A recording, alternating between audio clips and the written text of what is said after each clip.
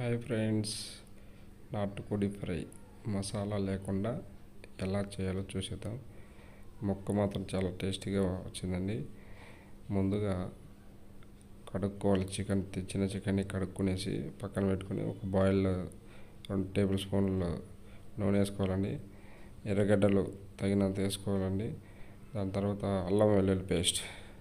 అంతేనండి. ఇక దీంతోనే మనం చికెన్ ఎలా తయారు చేయాలో చూద్దాము. ఆ గోల్డ్ ఫ్లేవర్ వచ్చేంత వరకు ఒక 2 మినిట్స్ చేసిన తర్వాత కొద్దిగా కరివేపాకు వేసుకుని ముందుగా కడిగి పెట్టుకున్న మన చికెన్ ముక్కల్ని అందులో వేసుకొని ఒక 10 to 15 మినిట్స్ కుక్ చేసుకొని ఇవ్వాలండి.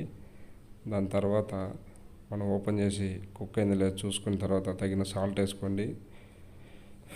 కొద్దిగా కారం పొడి 2 టీ స్పూన్ల కారం పొడి వేసుకున్నాం. 2 టీ స్పూన్ల ధనియాల పొడి వేసుకొని బాగా మిక్సింగ్ చేసిన తర్వాత ఒక 10 to 15 మినిట్స్ ఇది కూడా కొద్దిగా ఉడకనిస్తే మనకి మంచిగా రెసిపీ తయారవుతుందండి. లాస్ట్లో మనం పెప్పర్ ఉడికిన తర్వాత కొద్దిగా పెప్పర్ వేసుకున్నామంటే చాలా టేస్టీగా ఉంటుంది.